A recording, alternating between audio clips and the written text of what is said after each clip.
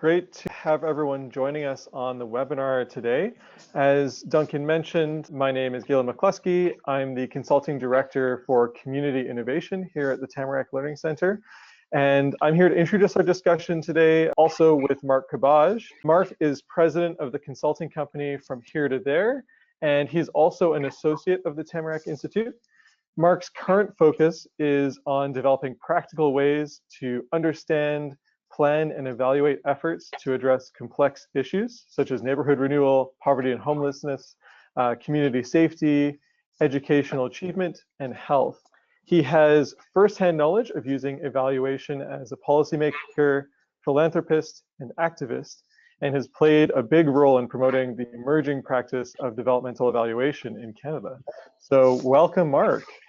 Hi, Galen. Hi, everyone. So I'm going to give a little bit of a preamble to kind of frame our conversation today. We're excited that we have so many people who signed up for the webinar to join us today.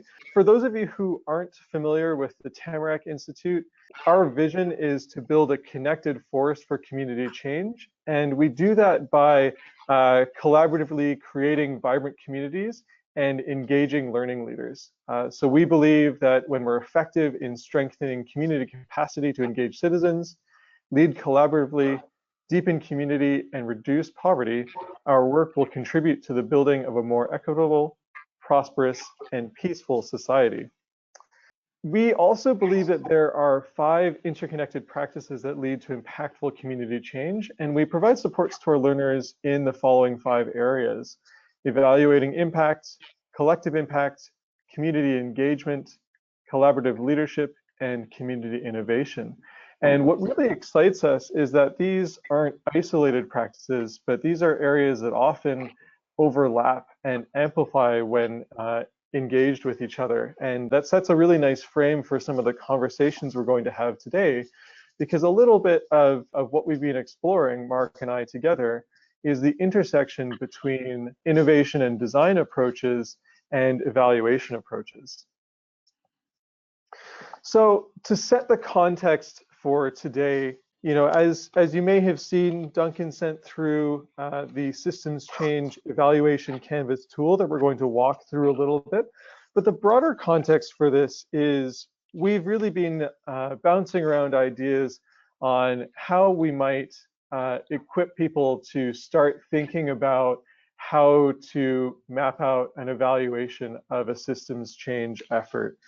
So in a lot of ways, this is a combination of our 2 skill sets and expertise and looking for ways that they can amplify each other. And we, in the process of developing the workshop that Duncan mentioned at the beginning, we also developed this Canvas tool that we wanted to share. And we thought it might be a really helpful tool for others who are interested in this work.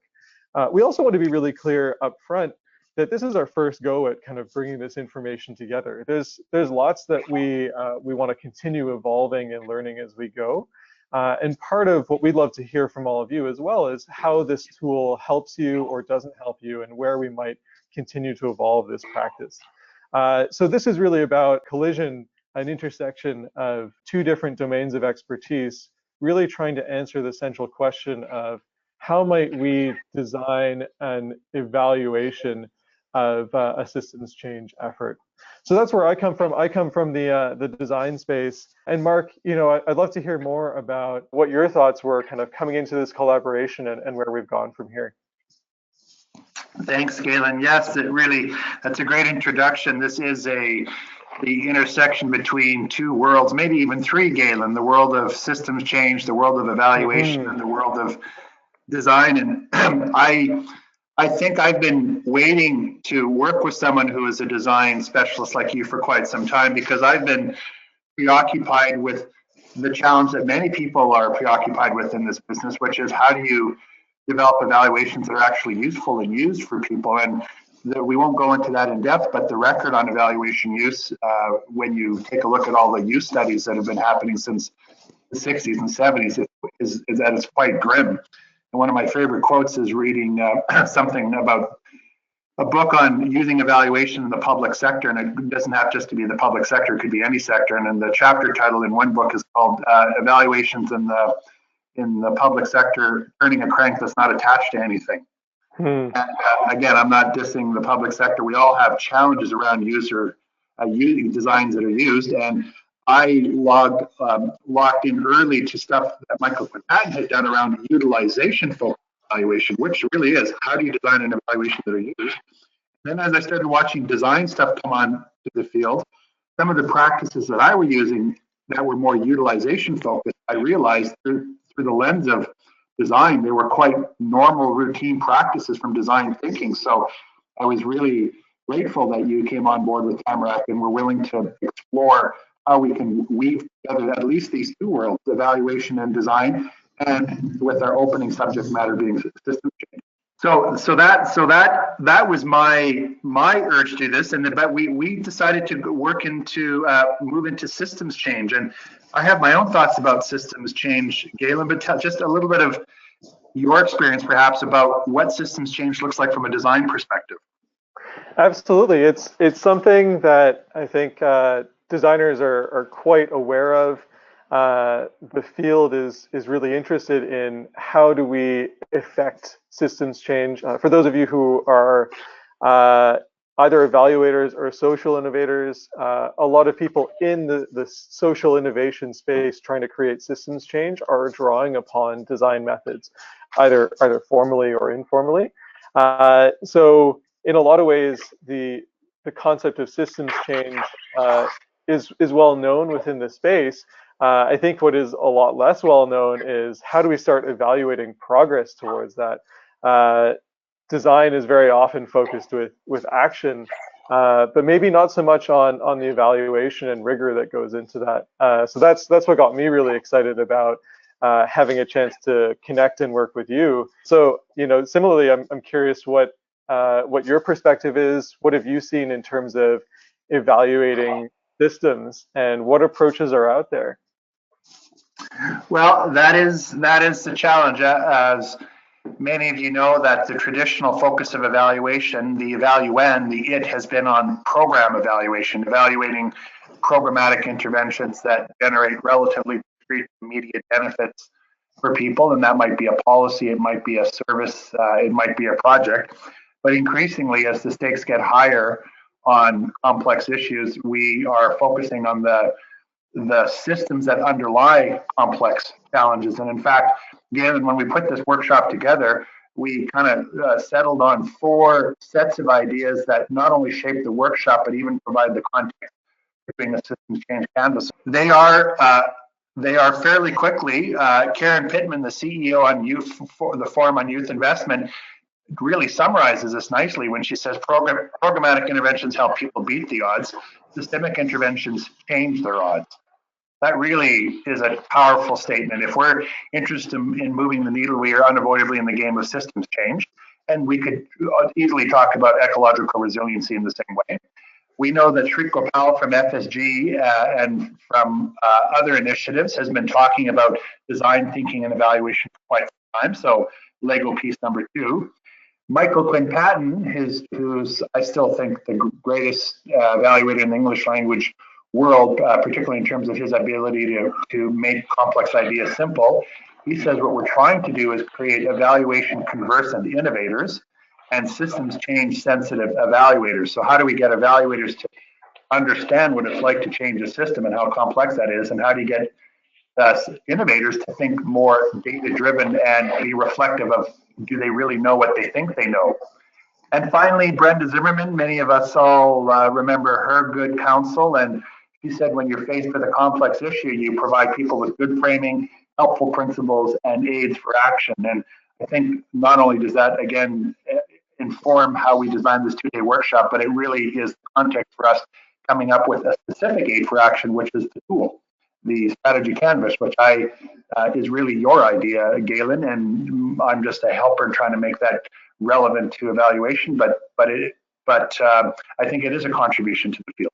Particularly that last quote from Brenda is a fantastic one that kind of set the stage for where we were thinking about designing this workshop in general, and then also the design of this tool that we're here to share with all of you. And for those of you who have not seen the tool that I'm just presenting right now, the business model canvas, this was a really key inspiration for us. Getting back to that quote from Brenda, providing useful aids for action and thinking and reflection tools. One of the best ones that I've seen of late is the business model canvas in terms of its adoption and use. And really what it allows people to do in a very structured way, reflect on some of the key considerations behind planning a business, establishing a business model. So what's your value proposition going to be? What are your revenue streams? Who are your key partners and activities? It's a fantastic tool in that it collects a lot of information learned from different people's experience and makes it into a really handy thinking and exploration tool. And so that combined with those 4 ideas really was the genesis of the systems change evaluation canvas. Astute viewers may notice that they look quite similar and that there's a series of prompts and boxes. What we were thinking about as we built this tool is, what are some of the key considerations that we think are important when approaching an evaluation of a systems change effort? And how can we best spark early thinking and reflection about how we might want to approach this kind of evaluation? So on our webinar today, what we're going to do is actually just walk through each of these little boxes in detail. There's each is a specific question that we think is pretty handy for evaluators to reflect on and ask as they approach systems change evaluation. We'll walk through them in brief, knowing that we have a limited time today. Absolutely would love to have all your questions as you submit them as well. But this is a taste, essentially. It's a taste of how we think this tool might be used. And it's a starting point for you thinking about how you might actually take this tool and start applying it. We also would love to have your suggestions afterwards on how we might improve and other things that might be missing as you kind of dive into actually applying this tool. So it is very much a work in progress, but something that we hope helps innovators and evaluators clarify and get their thinking out on one page and have some clear next steps and actions and ways to adapt what is known in the world to your context. So that sets us up really nicely to start talking about the first box, the first bucket of things that we think is really important to reflect upon. And that's actually defining the system that we want to change, kind of talking about the boundaries of the system. So Mark, this is your domain. Can you give us a bit of an overview of what the opportunity is here, what some of the struggles are in defining systems, and why this is so important from an evaluation standpoint? Yeah, excellent. Thanks, Galen. This is where it really begins, defining the it that needs to be evaluated. And we've raised this in a number of Tamarack publications, and anyone who's involved in this business knows, or this line of work, won't be surprised by this, but we often struggle to describe the it that we're trying to change. And if we struggle to describe the system, it's very difficult to even begin to sort of not to zero in and look for where we might see change. Now, there's lots and lots of ways to describe systems, and we actually are going to touch on that a little bit more in the second workshop in Ottawa, options for innovators and evaluators to describe systems, and not all of them are easy to do, but the very basic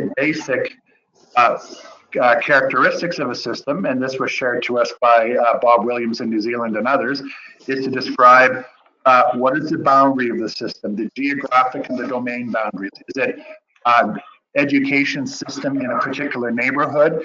Is it the water system by a watershed in southern Alberta? What is the system? What are the boundaries? Who are the system actors? And what are the nature and the dynamics of the relationship? And there's a lot of sub-questions around there, but this first primitive sketch at a minimum is really a min spec on describing a system, knowing that people can go much, much further in there. So our first challenge is let's encourage people to feel the pressure to describe their system and as with all the elements of the strategy canvas, Galen, to flush out, maybe not flesh out, but to, at a minimum, flush out the basic elements of what they think the system is. So this is story number one. Let's describe the system. And so that you are more of a canvas user. When we present this work, present this in the workshop, and we turn it over to people to say, we've just described why this is important, how you might go about it. What are your observations, Galen, from the first workshop about how people react to that and how they use their strategy canvas to force themselves to be as clear as possible? I think it's a really helpful question just to have framed up, because often I think when we talk about systems change, like a lot of other words that sometimes end up being buzzwords, it can be we sometimes don't take the time to frame out what exactly is the change that we're looking for and what is the system that we're considering. So I think really intentionally going through this first question and starting to think about, who is going to be impacted, what are the boundaries of the system, what are the relationships in the system, can sometimes help get rid of some of that fuzziness, and at least highlight some areas that we might need to explore a bit more as we define the change we want to see and how we might actually evaluate it. So I think this is a really handy first step in terms of setting the frame for what our evaluation is actually going to be focused on. And it seems that the big things that are really helpful here is having key prompts of common things that we might want to use to describe systems. So even that example that you shared in this previous slide, can we name our relationships? Can we name the boundary of our system? Can we name the environment and the actors?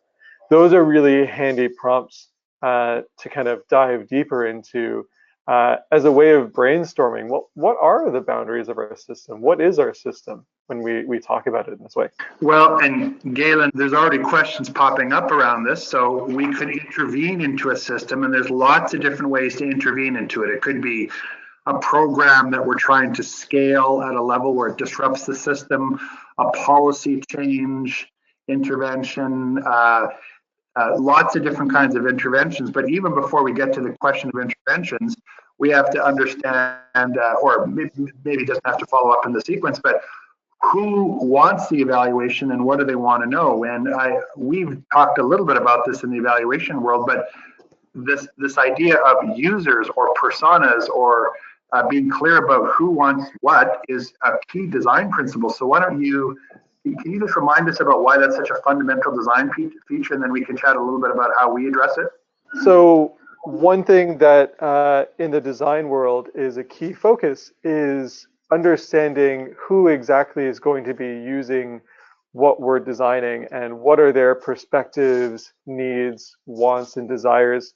For anyone who's ever encountered something in the world that you just thought, like, who honestly thought this was a good idea to do whatever, that's often a lack of understanding of the context in which the thing we're designing is going to be used and the needs of the people who are going to be using it.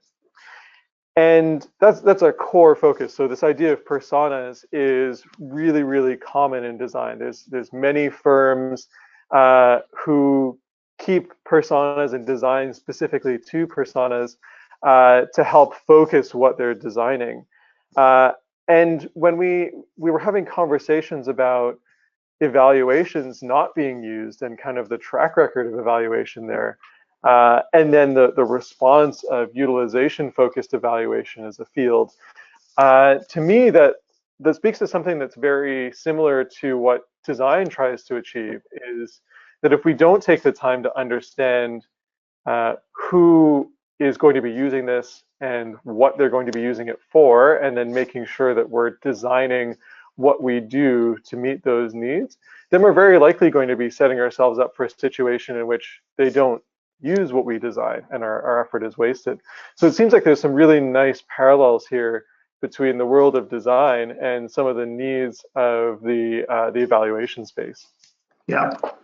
Well, and that's kind of what we do, don't we? We have a little exercise where we talk about who the users are, what questions do they have, what kind of use will they make with it, their preferences for how the design would be used, and their windows. And this is just a little fun way of representing the kind of thing. But we ask people to be clear about that, so they're at least sensitized to the user, knowing, I think, Galen, that we say you may have hunches at the workshop about this, but you probably, if you're paying attention, realize you don't know and they may not know. So when you get back home, or if you're filling out this user canvas at home, you probably want to do a little bit of research before you answer these questions with a lot of confidence. The main question to really be reflecting upon is exactly that. Who are your primary users? And then who are you actually going to speak to build out your understanding of your primary users? Very often, you might have a hunch about what they need or what they want, but as comes up a lot in the design space, finding ways to speak to them and spend time with them can often disconfirm a lot of the assumptions that we have going in. So also in the canvas, those of you who have it open or who have downloaded it, you'll see there's lots of resources that are breadcrumbed throughout, because a canvas is trying to collect a whole bunch of ideas all in one place. But you know, as Mark mentioned, Mark's done a wonderful job developing this tool, this specific evaluation user profile tool. And so in the canvas, then this is a great opportunity as you're reflecting on this central question. It's a great opportunity to dive into this tool to help you get more clarity on who are your primary users, what are the questions you might want to ask them to build out an evaluation user profile. So just wanted to flag for everyone that there are these supplemental tools as well that really help you take what you're exploring in the canvas and then go deeper with it. So the next area that we thought was helpful to explore from an evaluation standpoint is the idea of principles. You know, Mark, I know you were recently traveling across Canada, I think last year, working on a principles-focused evaluation workshop with Michael Quinn Patton. Tell me more about principles and why they're important in evaluation.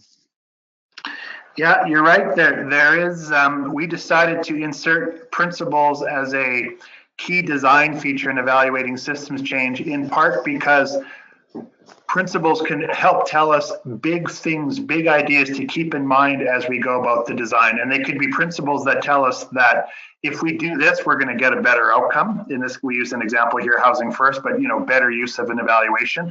Or there could be because we have some values that we want to have expressed in the evaluation in a tangible way, such as do no harm, or let nothing about us without us. Let people who are involved and meant to immediately benefit or not from the systems change, or you know, be harmed, possibly harmed, play a key role in designing and implementing the assessment or making sense of the results. So we did think having principles were important. And just to rechannel Michael on this, the distinction between a principle and a practice or a rule. A practice tells you what to do. A principle says, pay attention to this and figure out how to address it in a specific context. So a practice is if you see a stop sign, you stop. A principle is if you see a sign that says drive defensively, that means pay attention to this, but you have to figure out what it means in that context and what is feasible. So there's so many principles around systems change and good evaluation, etc. We actually proposed a list at the conference as a starting point principle, but our question, and we've got some of them here: design the design to match to co-evolve with the innovator strategy. Apply methodological rigor that matches the purpose and questions of evaluation and available resources and expertise. We kind of go through the rationale between these, and there's a lot more. We just picked a bunch of them out of the hopper. But what we like to do is to say, here are key things to keep in mind expressed as principles. And then Galen, if you go to the next slide, you will confirm what we ask people to do is to say, what principle is mission critical for you, to honor in your work and to follow in this work? And you know, 40 or 50 principles doesn't help, but are there 5 or 7 key things that you want to keep in mind, clarified as a principle to help you navigate the design work that's about to come. So I think it's another great use of the canvas. And what I learned about doing this with you on the canvas thing is to say, not only do you not have only a little bit of room on the canvas, so you better be clear what's important, you only have so much emotional and intellectual attention that you can pay to some of these things. So figure it out what is mission critical. So I really think this is where the canvas proved, again, useful as a pressure point to commit to something. Absolutely. And do you think people responded to this challenge of come up with your own principles, or at least which ones are most important to you? My personal sense is having a list of principles to consider and choose from, and then inspire thinking about what principles might be most appropriate in my context. I think it's a really helpful thing that sometimes we don't think about because we want to dive straight into the, here's what we're doing, here's the actions we're taking. And so I think while this may not have been expected for people who were at the first workshop that we did last year, it seemed to be a really engaging activity to reflect on, I actually have to choose and be thoughtful about what the most important principles to honor are, and think about which ones are most important in my context. So I think that also it's a nice exercise for anyone thinking about this kind of work, because you can find principles for evaluation or principles for doing any kind of work. They exist out there. It's a nice prompt then to go and find those things and then reflect on what principles are most important in my context, and what do they mean for me in my context, and how I move forward with this work. I think it also sets us up for a really good conversation, which is where I think people naturally gravitate towards. Probably if you've been going on this journey with us through those first three questions, really the question you might have come in with is, what method am I going to use to evaluate systems change? And so that's where this idea of feasibility, viability, and desirability from a design standpoint are really helpful. So to kind of set the stage, when we talk about what methods we might want to use, we often think about what methods are most appropriate to our context. Designers often work with these three. Do people want this? Should we do this? And can we do this? There's many other ways to kind of pick and choose what's most appropriate. And we wanted to share this in advance of our conversation about methods because we think that it's really helpful to have some sort of criteria for deciding which methods might be most appropriate in our context. So this really sets the stage for the kind of question on which methods are most interesting to explore, and which methods what are the criteria that we might want to select to choose methods. Mark, evaluation methods are not my major expertise, but I'd love to hear more about your thoughts on how people might navigate all of the methods that are out there and start to choose what method might be appropriate to their context. Well, you're exactly right to begin with, trying to say there are criteria for choosing methods, because we do have a slide in the workshop that shows the mind-numbing variety of methods to evaluate systems change. In fact, in the workshop, we spent a lot of time going over different methods for different types of systems change. So there certainly are methods out there, but the exercise we use is to say, here's the huge variation of methods. The issue isn't which methods are out there, because there's a lot of them, and many of them are on the website betterevaluation.org, or a ton of the resources that people can access around evaluating systems change. The question is, which ones fit your context? So we ask people to be really clear about their opening moves on what they think their criteria are for good methods, or to test these. And then we ask that we show them some methods, and we do a little exercise. Which ones of these fit for you and not, and ask them to test their criteria. So again, the methods are out there. It's making thoughtful selections about which ones work for you. there's been lots of cases, Galen, where we've showed them methods and they love them, right? They love some of these methods, such as social return on investment or outcome harvesting. But to speak to some of your criteria, they have no capability to implement them. They exceed their grasp. It's just simply not feasible. Or other things that people have done that they say, hey, this is a technique we can use. We've got the resources and the time and capacity, but it turns out no one finds them interesting. They're not desirable to people.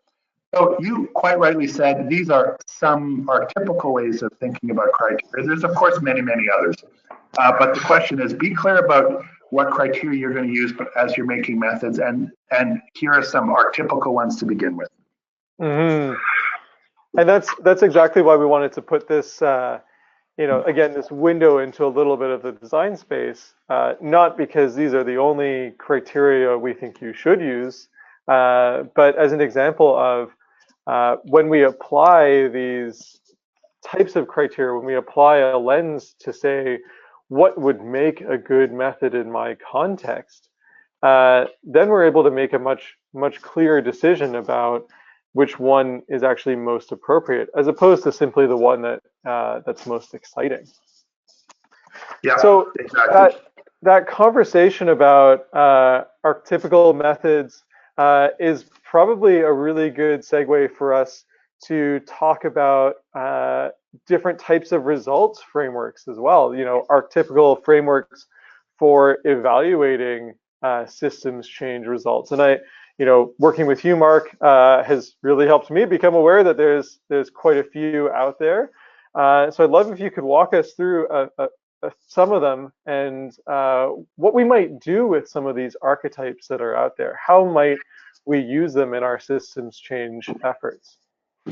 Yeah, well, you're right, Galen. In fact, some people would prefer to start this earlier, this discussion about what the results framework was before we talk about methods. And that's fine as well. In fact, some people only would begin with the results framework and then begin to talk about methods. So this doesn't have to be done necessarily in sequence.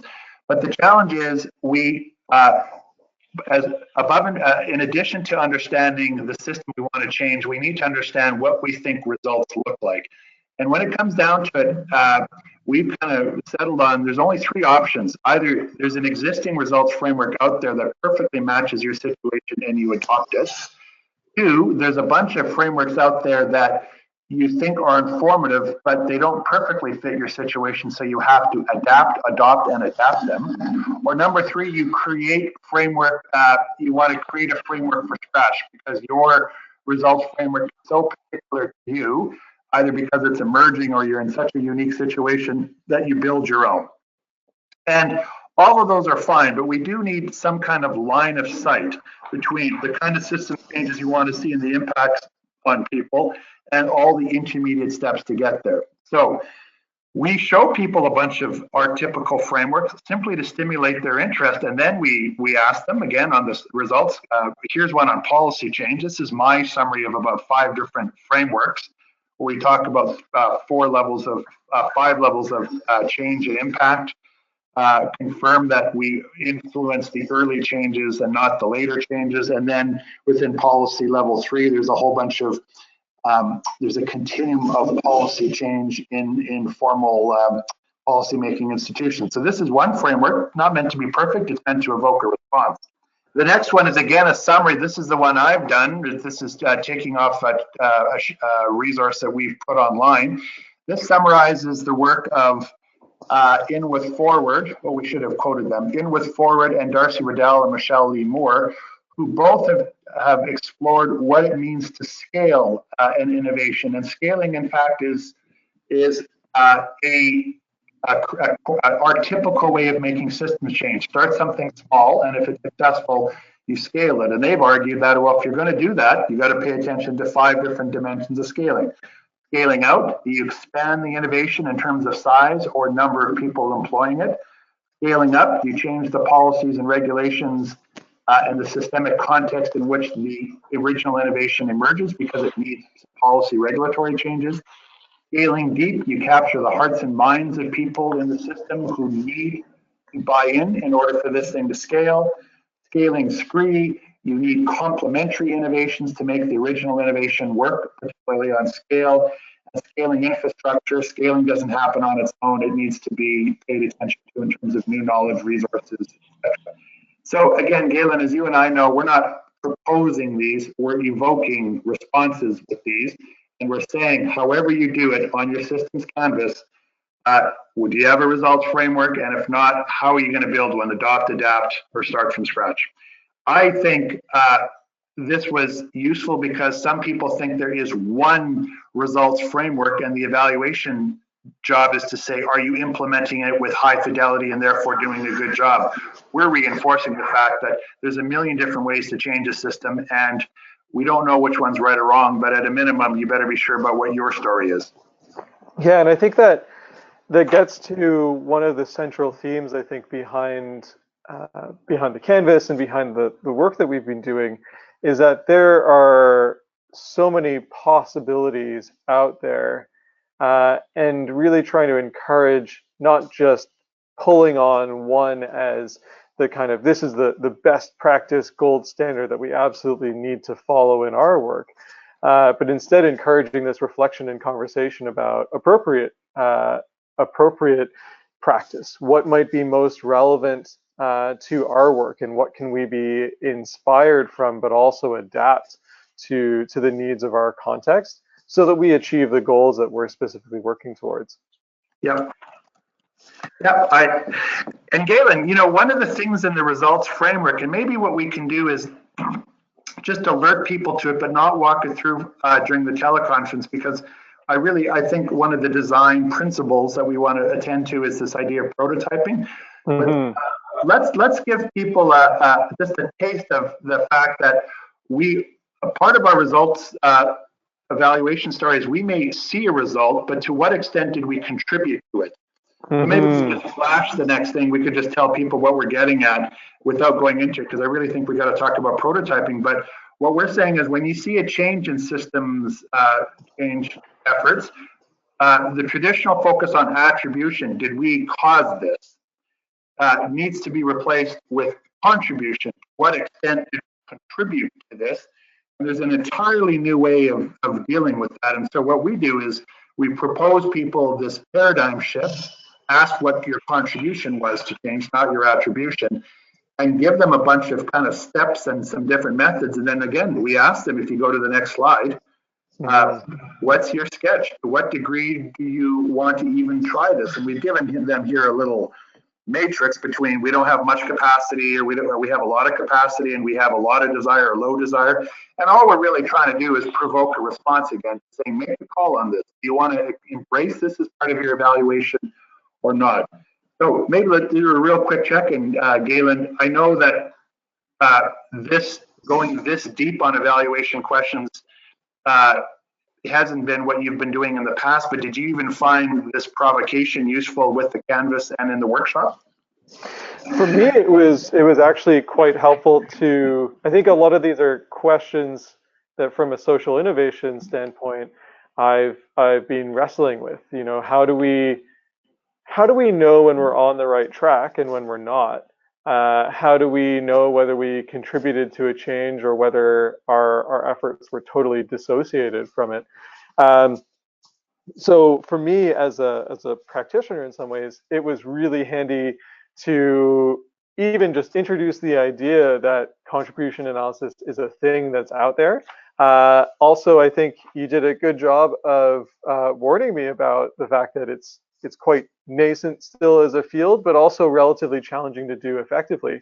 And I think that then really helps bring the conversation back to if we're evaluating a systems change effort, is this appropriate? Is this going to help us? And is it, do we have the resources and capacity and time to do it in a way that it would be helpful, as opposed to just trying to do it for the sake of doing it?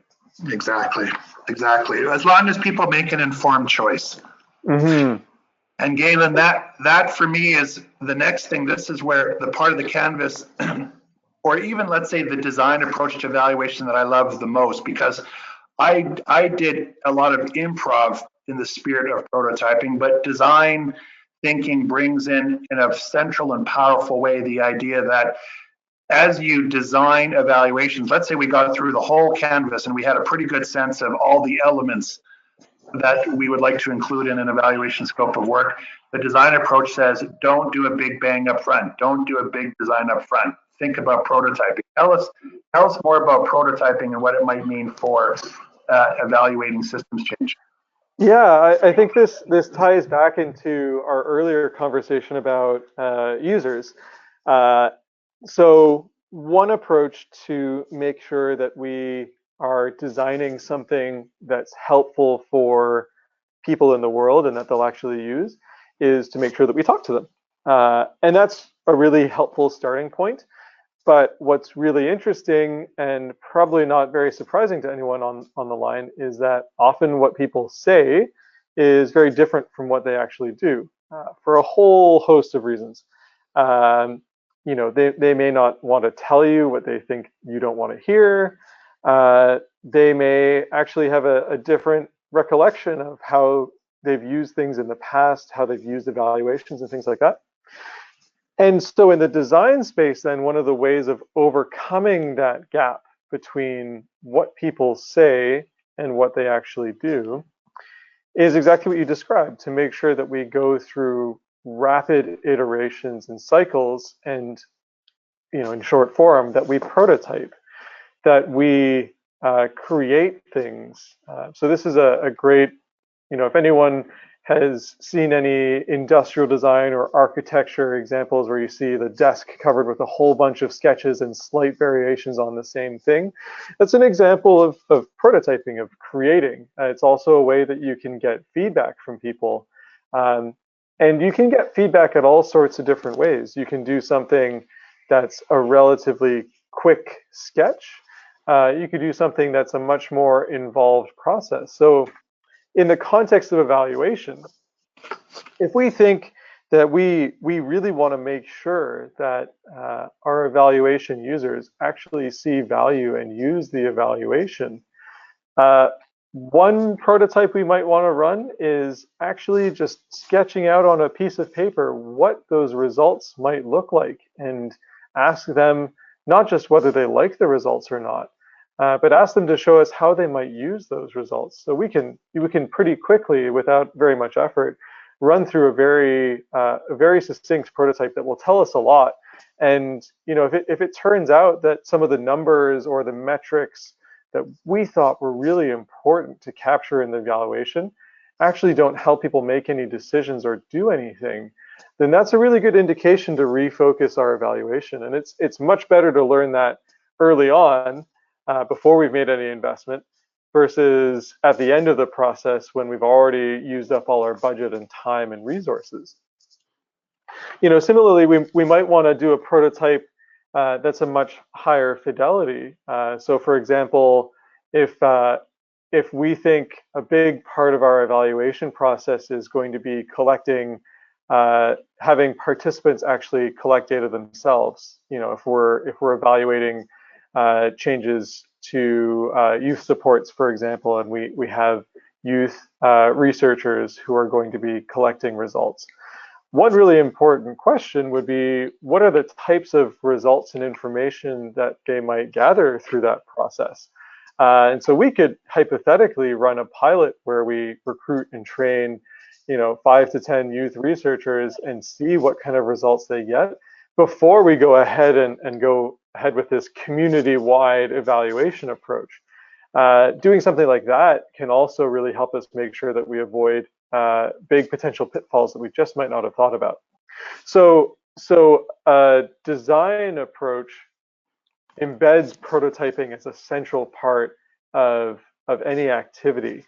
And we wanted to put this out as a way, again, unsurprisingly given the context for our canvas, a way of suggesting that prototyping could be a really helpful way to make sure that systems change evaluations actually end up being useful and used.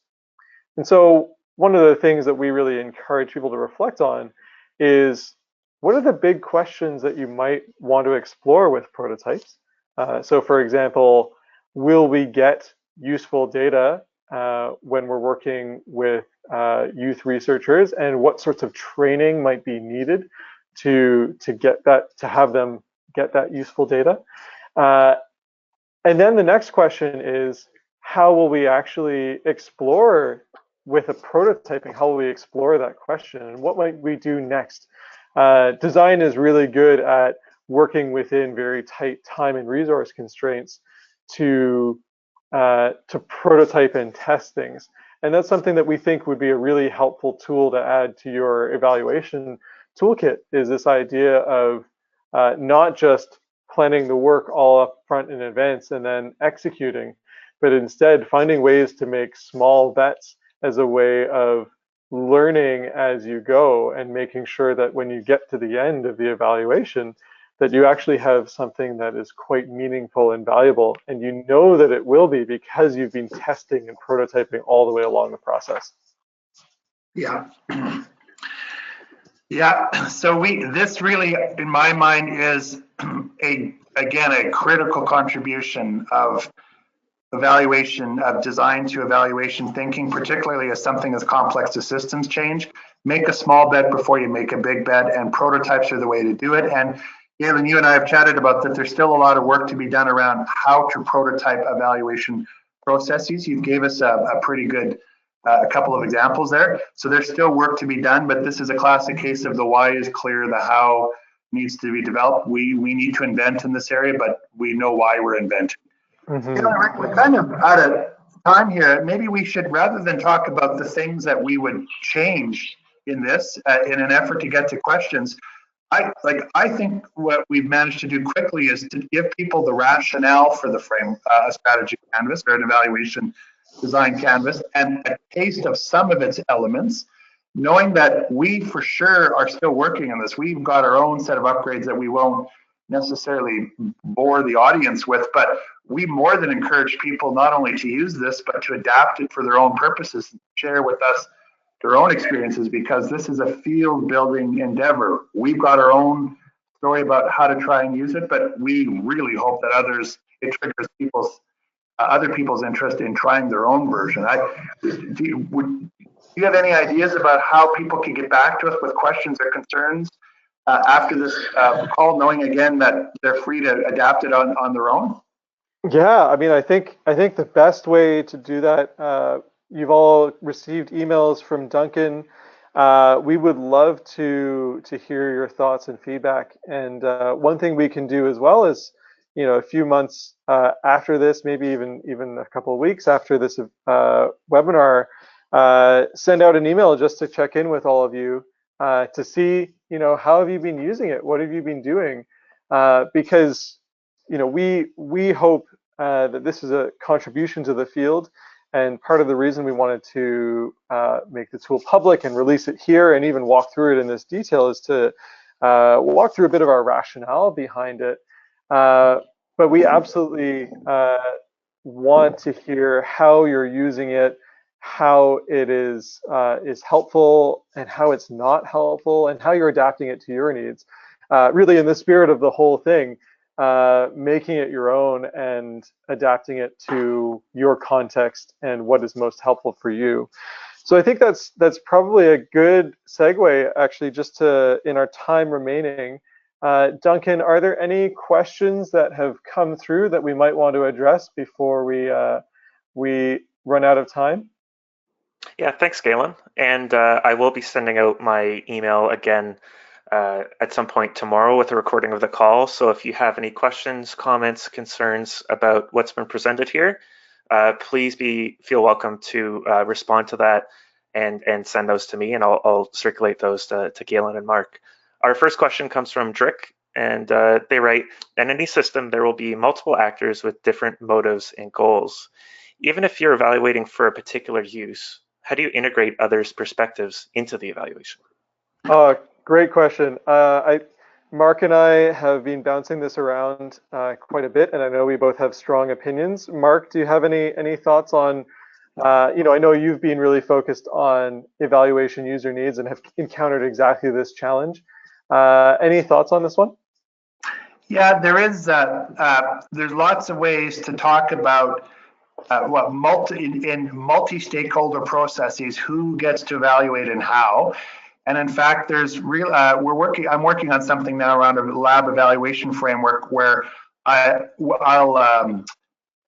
print something off on this, Dirk, but they range from five different ways to judge results, all the way from have things gotten better?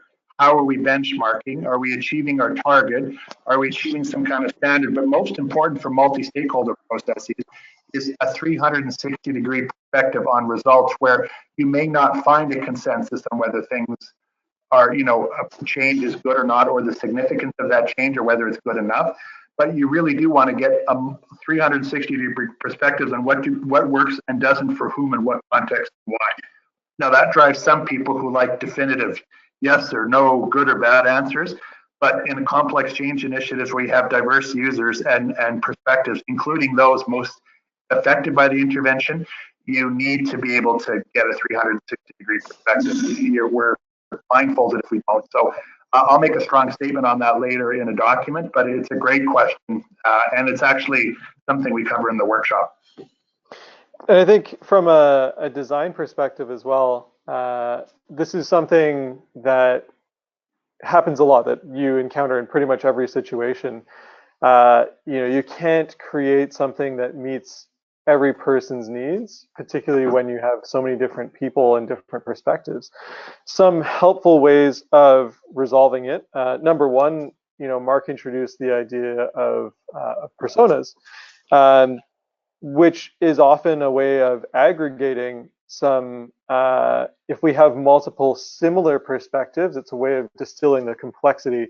So, we might have, in an educational initiative, for example, multiple school principals that may have similar ways that they want to use the information. So going through the synthesis activity of, can we create one persona that reflects that user group's needs? Another way of approaching that challenge is also to think about primary and secondary users, both from a design standpoint and also from an evaluation standpoint. So rather than trying to meet everyone's possible needs, can we identify who the main users of this evaluation are and focus there first? So for example, we, maybe program staff in a particular program that we're working with. Maybe it's a funder that's a core stakeholder. So that's option two, is starting to narrow the field of it by defining a little bit about who might be the most important perspectives to integrate into our evaluation and why. And number three, which actually connects back to the Canvas itself, is actually developing principles for what a good evaluation looks like. So if we can't necessarily definitively say, here is the one thing it should be, because we have so many different users who are all really important and all asking dramatically different things, developing a set of principles then that helps summarize and synthesize all of those needs can help us, give us a way forward of navigating that complexity of all these different user types. So for example, a principle of that nature would be the results need to be able to be shared on a single page of paper, for example. That's a principle I just made up right now. But if we hear from so many different people this common need of, I don't have time to go through a whole report, I just need to know this piece of information. Even if they all want different pieces of information, being able to have that starting point principle of, we need to share results in a very discrete, understandable way, can help navigate that complexity of users. Thanks so much for the question. Thanks, Galen, for that answer, and thanks everyone for sending in your comments and questions throughout the presentation. Unfortunately, we are at time, but the good news is that there is another opportunity to talk more about the Canvas and some other tools for evaluating systems change. So as we mentioned at the top of the presentation, our Evaluation and Design Evaluating Systems Change workshop is coming to Ottawa, Ontario on May 22nd and 23rd. And this is a really unique opportunity to provide you with a step-by-step approach integrating innovation and design techniques with developmental evaluation approaches to develop a scope of work to assess system change efforts. And a few of the highlights from the learning agenda include a review of the foundational ideas around evaluation, systems thinking, and systems change, a new results framework that outlines archetypical outcomes in systems change efforts, and much, much more. Galen, do you have a quick comment about what you're most excited about for this event? I think number one, just getting a new group of people all together from so many different perspectives on systems change, from an evaluation perspective, from an innovator perspective. We're really, really excited to provide that kind of collision space where all of you can meet everyone else and share your thoughts, because really, as we've tried to emphasize today, we put together this canvas and this workshop as a way of provoking thinking and kind of highlighting where your focus might be. But one of the things I always find really, really valuable about these kinds of sessions is when practitioners share what works for them and share their ideas with each other, because that's really where the rubber hits the road. So I'm very excited just to meet a whole new group of people and also have all of you share your wisdom, your insights with each other, because really I think that's how the field grows. Thanks, Galen. And one comment we wanted to make is there were quite a few questions about systems change principles in the context of evaluating systems change. We do have a document on that topic on the Tamarack website, and we'll be sending that link along with a full recording of today's call, a copy of the slides, and a few other links as well in an email to you tomorrow. So please look out for that in your inbox. To learn more about upcoming learning opportunities, including workshops and free webinars like this one, you can visit us at tamarackcommunity.ca. We also have a very short survey for you to complete at the end of this webinar as you exit, and we'd really appreciate your feedback on today's call and a few other small items as well. Thanks again, everyone, for joining us, and thanks to Galen and Mark for your wisdom today.